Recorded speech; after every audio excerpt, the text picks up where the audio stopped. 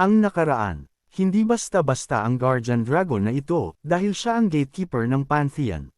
Dahil doon isang pagsubok ang kailangan lagpasan ng ating bida na may 10 palapag. At sa unang pinto pa lang na napuntahan niya ay ang makakalaban niya ay ang sarili niya, ngunit mas malakas na version. Pagpapatuloy. Ang hangin sa loob ng White Tower ay hindi gumagalaw, malapot sa amoy ng naduraj na bato at sa matapang na amoy ng natitirang mana. Habang tumatagos ang atake ni Theo sa arena, nagbitak-bitik ang lupa sa tuwid na mga linya, at ang puwersa ng tama ay umukit ng malalalim at matatalas na lamat sa sinaunang semento. Ang tunog ng impact ay isang nakabibinging dagandong na umalingaw sa matataas at nakaarkong kisame ng silid ng pagsubok. Humihingal ng malalim si Theo.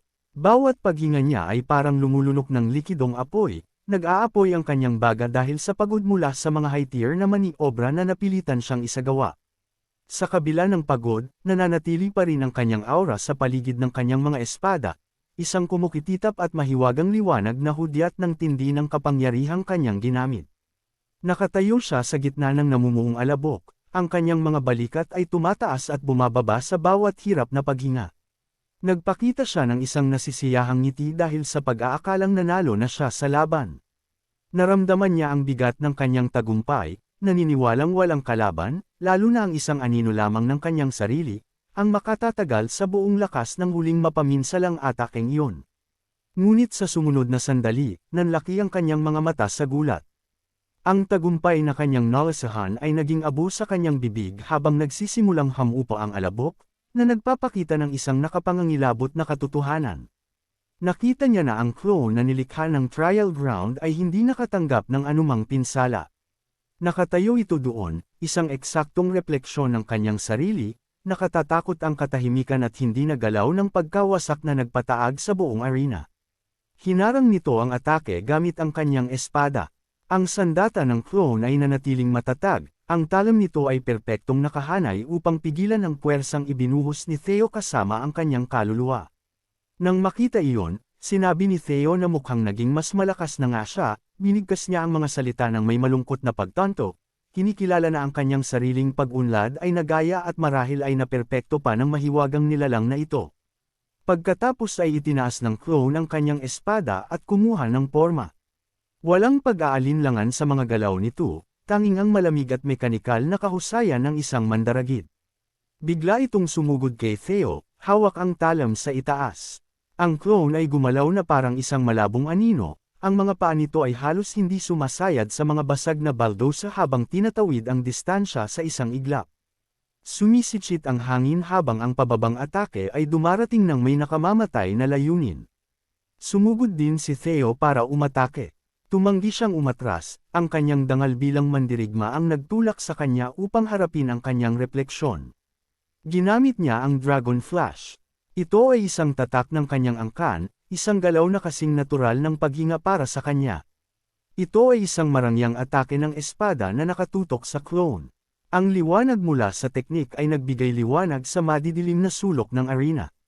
Isang makinang na arko ng kapangyarihan na idinisenyo upang gulantangan ang mga pandama. Ang atake ay sumulong, humahawi sa hangin. Ang bilis ng galaw ay lumikha ng isang vacuum, isang sumisipol na tunog na nagbabadya ng darating na impact. Ipinagpatuloy ni Theo ang kanyang atake habang sumusugod pasulong.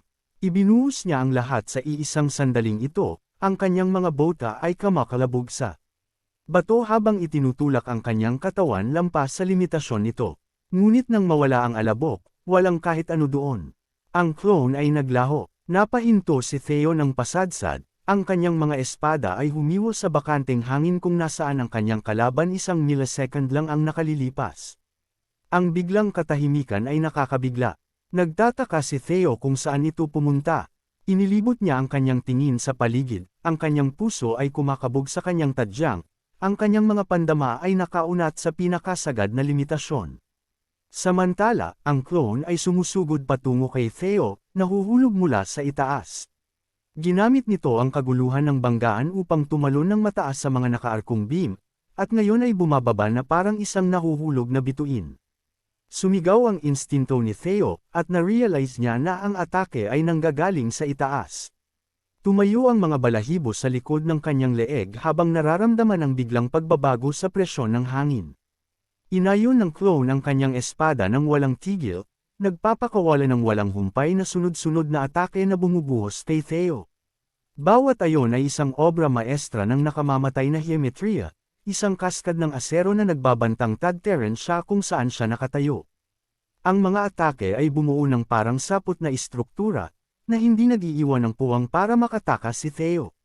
Ito ay isang bilangguan ng mga talam, isang geometric na bangungot na nagkulong sa kanya sa bawat anggulo.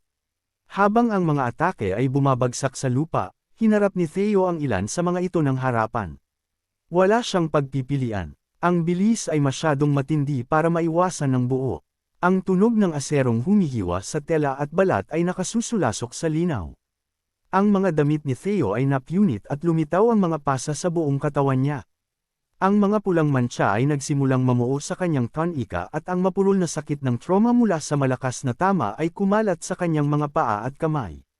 Ngunit sa kabila ng pinsala, sumugod siya pasulong ng may determinadong mga mata. Binaliwala niya ang sakit, itinutuon ito sa iisang focus. Pagkatapos ay pinag-cruise ni Theo at ng clone ang kanilang mga talam. Ang impact ay nakayayanig ng buto, ang panginginig ay dumaaloy sa kanyang mga braso hanggang sa kanyang mga ngipin. Mula sa kanilang mga espada, ang mga kumukititap na kislap ay lumipad sa langit.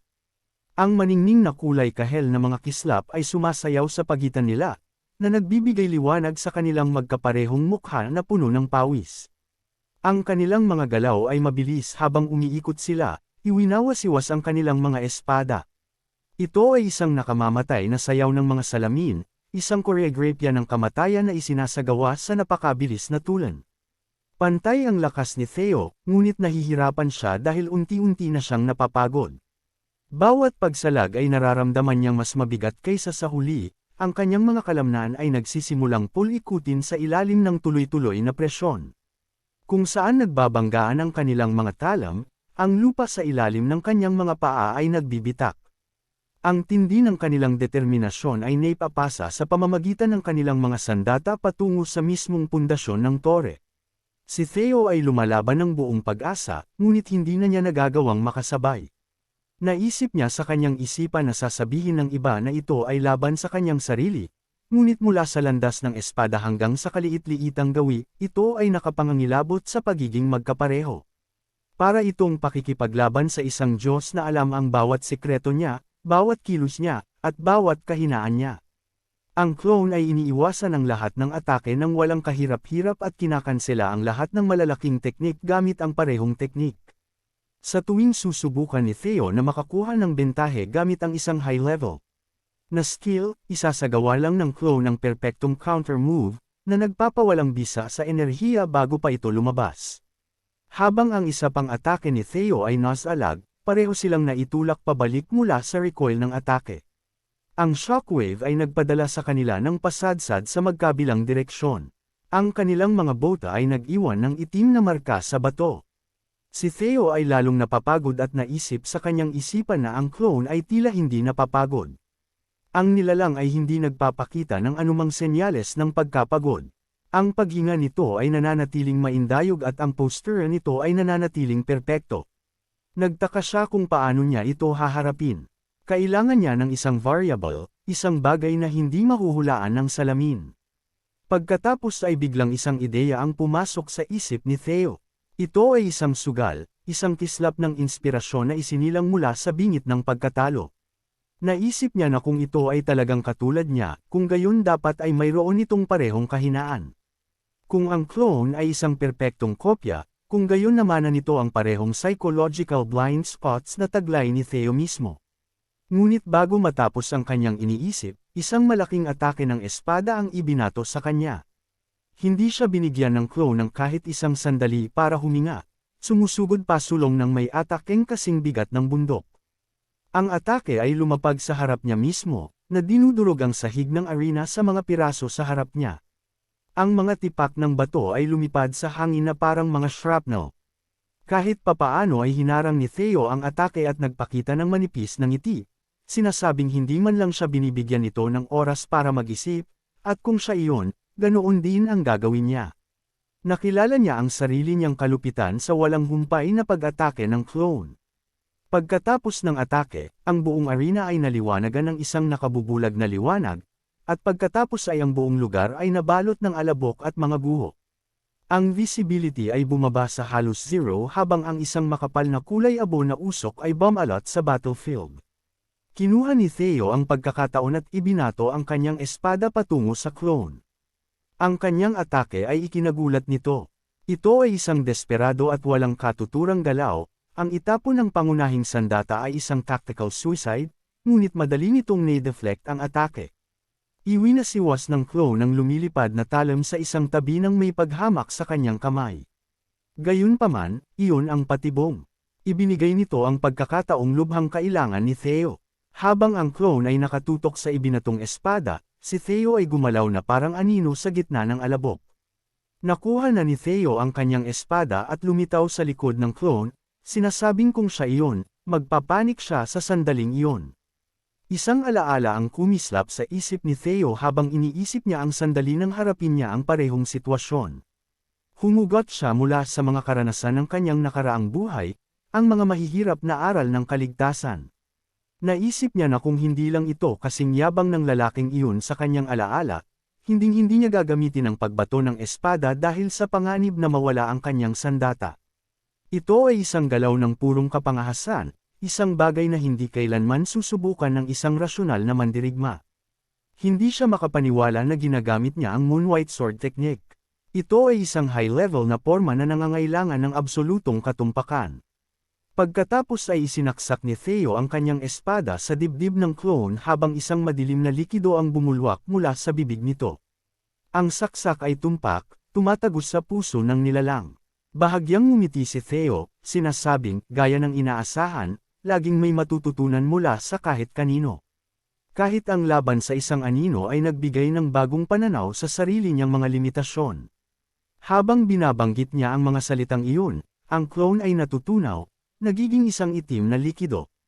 Ang solidong anyo ng clone ay nagsimulang mawalan ng pagkakaisa, tumutulo sa sahig na parang malapot na tinta.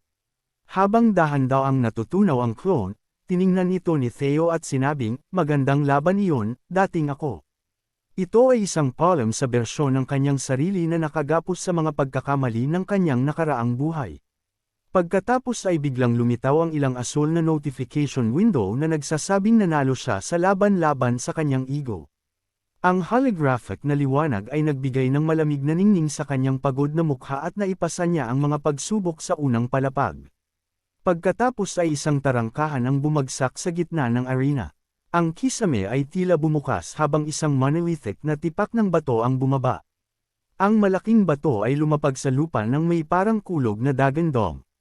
Ang panginginig ay yumanig sa mga dingding ng tore. Isa pang notification ang lumitaw, na nagbibigay kay Theo ng pagpipilian kung gusto niyang pumasok sa trial ng Pantheon second floor. Ang system ay naghihintay sa kanyang utos, ang digital na presensya nito ay walang pakialam sa kanyang pagkapagod. Siyempre ay pinili ni Theo na pumasok sa susunod na palapag dahil kailangan niya itong tapusin. Masyado na siyang malayo para umatras pa ngayon. Ang kapangyarihang hinahanap niya ay nasa malalalim pa na antas sa loob ng pagsubok na ito. Itinulak niya ang mabigat na pintong bato, at isang maliwanag na liwanag ang lumalabas mula sa loob ng gate. Nilamon siya ng buo ng liwanag, inililipat siya palayo sa arena ng kanyang ego. Samantala, malayo sa pag-iisa ng White Tower, ang politikal na kalagayan ng Ragnar ay nagbabago na parang buhangin sa isang bagyo. Sa kabilang dako, sa Central Highlands na tagpuan ng Ragnar, nang ipresenta ni Anyo Ragnar ang uniforme ni Theo sa pulong. Ang malaking tolda ay puno ng mga pinakamakapangyarihang figure ng pamilya, ang kanilang mga mukha ay malungkot sa ilalim ng kumukititap na liwanag ng sulong. Pagkakita doon, itinaas ng Elder Dragon ang kanyang boses at tinanong kung ang isang sundalong ranger na nagtatapon ng kanyang uniforme sa gitna ng panahon ng digmaan, mayroon pa bang mas malinaw na ebidensya ng pagtataksil kaysa doon? Ang akusasyon ay nanatili sa hangin na parang isang hatol ng kamatayan. Ang atmosfera ay naging tensyonal sa loob ng tolda habang ang lahat ay tumahimik sandali. Ang bigat ng salitang, pagtataksil, ay sapat na upang pigilan ang paghinga kahit ng mga pinakabihasang mandirigma. Pagkatapos ay ibinaling ng Demon Dragon ang kanyang tingin kay Anyo at tinanong kung totoo bang iniwan ni Theo Ragnar ang kanyang tungkulin at pumunta sa Troven. Ang kanyang mga mata ay parang nagbabagang uling, naghahanap ng anumang senyales ng panlilinlang. Sumagot si Anyo ng sang-ayon at idinagdag na nasaksihan niya ito mismo. Nagsalita siya ng may kinalkulang kalamigan, ang kanyang boses ay umaalingaw-ngaw sa katahimikan ng Tolda. Sinabi niya nang may kumpiyansa na nakita niya si Theo Ragnar na naglalakad patungo sa teritoryo ng kaaway sa sarili nitong kagustuhan. Ang kanyang testimonya ay isang kinalkulang atake na idinisenyo upang alisan si Theo ng kanyang pamana at ng kanyang buhay. Pagkatapos ay tiningnan niya ang uniforme ni Theo at sinabing naniniwala siyang sapat na patunay ang unipormeng kapresinta lang niya. Ang itinapong tela ay nakapatong sa mesa na parang isang bangkay, isang tahimik na saksi sa isang krimen na maingat na minanupaktura.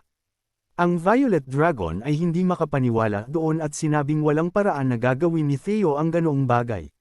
Nanindigan siya, ang kanyang boses ay bahagyang nangangatog sa pinaghalong kawalan ng paniniwala at katapatan. Pagkatapos ay tinanong niya ang Demon Dragon sa pamamagitan ng sound transmission kung may alam ba ito. Naghahanap siya ng isang lihim na katiyakan, isang nakatagong katotohanan na maaaring magpawi sa bangungot na ito. Ngunit ang Demon Dragon ay nangut siya sa pamamagitan ng sound transmission, sinasabing mukhang hindi niya nabalitaan ang tungkol doon at nagpakita ng ngiti na nagsasabing mas nagtitiwala si Theo sa kanya. Ang kanyang mental na boses ay may talim ng katuwaan. Ngunit sa kanyang isipan, hindi inakala ng Demon Dragon na gagawa si Theo ng gulo hanggang sa ganoong kalayo. Kahit siya ay nagulat sa lawak ng kaguluhang inorganisa ni Theo. Pagkatapos ay naalala niya ang kanyang pakikipag-usap kay Theo.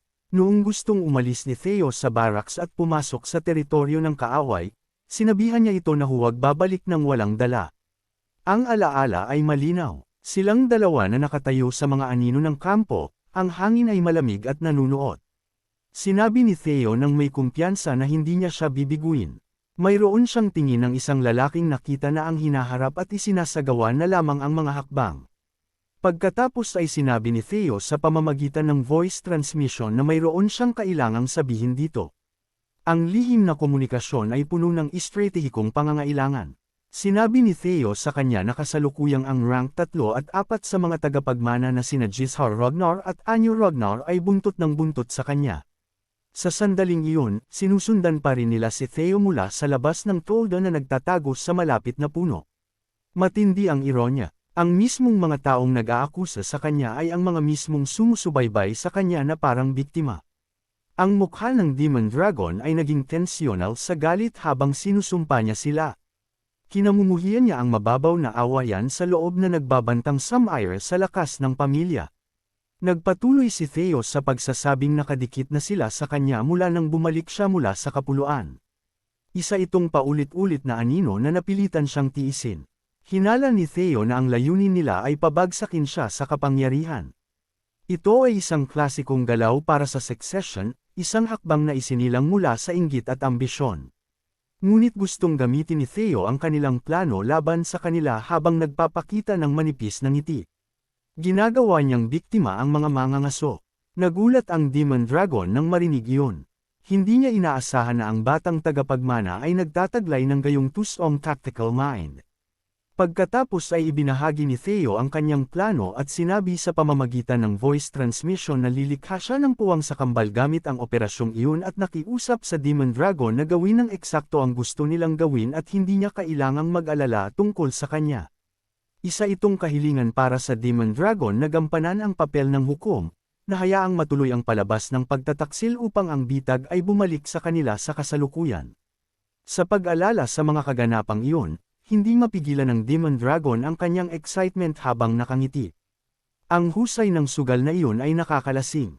Sa pag-iisip na kumpiyansa si Theo sa kanyang plano, tumayo siya at sinabing siya, ang Demon Dragon, ay sisang-ayon sa opinyon ni Anyo Ragnar. Ginampanan niya ang kanyang bahagi ng perpekto, ibinibigay ang kanyang boto laban kay Theo upang ituloy ang panlilinlang. Magalang na sinabi ni Anyo na talagang nakapanatag na kasama ang Demon Dragon sa parehong kaisipan. Naramdaman niya ang tagumpay sa kanyang mga kamay, hindi alam na naglalakad siya ng mas malalim sa hukay na hinukay ni Theo para sa kanya. Ngunit ang Overload Dragon ay hindi makapaniwala sa kanyang mga salita habang may paghihinalang nakatingin sa Demon Dragon. Nakaramdam siya ng agos sa ilalim ng ibabaw, isang nakatagong ritmo sa mga pangyayari na hindi tama para sa kanya. Sinabi, noon ng Demon Dragon na dapat silang bumuo ng isang pursuit squad at habulin agad si Theo. Itinulak niya ang agenda pasulong ng may agresibong sigasig. Ang Asher Dragon ay nagmamasid sa lahat habang nakatayo doon sa katahimikan. Siya ay isang taong kakaunti ang salita. Ang kanyang isipan ay isang malawak na silid-aklatan ng mga pattern at posibilidad. Naisip niya sa kanyang isipan na ang pag-alis ni Theo ay nakumpirma na, ngunit walang paraan na hindi alam ng Demon Dragon ang tungkol doon. Nakita niya ang dula-dulaan, nakikilala ang galit ng Demon Dragon bilang isang maskara. Ipinagpalagay din niya na malamang na ito ay operasyon ni Theo, ngunit nagpasya siyang sumabay sa Demon Dragon at panuurin kung paano tatakbo ang mga bagay. Interesado siyang makita kung paano tatapusin ng batang tagapagmana ang larong ito na may mataas na pusta.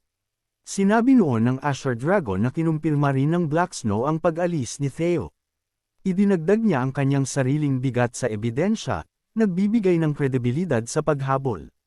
Napagtanto niya na sa pamamagitan ng matibay na pangangatwiran at pisikal na ebidensya, tatanggapin niya ang kahilingan. Nagsalita siya ng may pinalidad ng isang mataas na hukom. Pagkatapos ay inutusan niya ang kanyang subordinate na mabilis na bumuo ng pursuit squad. Ang makinarya ng pamilya Rodnar ay nagsimulang gumalaw. Isang puwersa ng mga elite na mandirigma ang kinikilos upang hantahin ang isa sa kanilang sarili. Ang Asher Dragon at ang Violet Dragon ay parehong nag-isip na ang mga bagay ay naging medyo komplikado. Ngunit kung si Theo ang nag-organisa nito, malamang na hindi kailangang mag-alala ng labis. Nagkaroon sila ng tahimik na pag-unawa na si Theo ay isang taong naglalaro sa mga tadhana. Ang paglipat ay mabilis. Sa loob ng White Tower, Pantheon Trial, pumasok si Theo sa ikalawang palapag. Ang malamig na liwanag ng unang palapag ay napalitan ng nakapapapasong init at ang dagandong ng isang malayong impyerno. Ngunit ang eksenang nakita niya sa harap ng kanyang mga mata ay nagpagulantang sa kanya. Napaurong siya, ang kanyang puso ay tumalon sa kanyang lalamunan. Nakita niya ang isang lungsod na nagniningas sa apoy. Ang langit ay barado ng itim na uling, at ang mga sigaw ng mga naghihingalo ay umaalingaw-ngaw sa makitid na mga kalye. Ito ang Rose Place na sinalakay mula sa kanyang nakaraang buhay. Ang bangungot na ibinaon niya ng malalim sa kanyang kaluluwa ay nakalahad na ngayon sa harap niya sa nakapangangilabot na detalye. Ang amoy ng nasusunog na kahoy at sunog na laman ay napakatotoo kaya napaduwal siya. Sinasabi ng notification na ang trial ng ikalawang palapag ay nasa landas patungo sa unconscious. Ito ay hindi pisikal na labanan. Ito ay isang digmaan sa loob ng isipan. Habang binabasa niya ang notification, dalawang figure ang lumapit sa kanya. Lumitaw sila mula sa usok na parang mga multo, ang kanilang mga mukha ay nakangiwi sa isang malupit na pagkakakilanlan. Sabi ng isa ng may pangangisni, sinasabi sa isa pa na tingnan kung sino ang nandoon. Sabi naman ng isa, kung hindi ba naman ang idolo ng Ragnar, ang kanilang mga boses ay puno ng parehong mali siya na nanggulo sa mga panaginip ni Theo sa loob ng maraming taon. Ang notification ay muling nagsabi na ang trauma ng kanyang nakaraang buhay ang humaharang sa daan.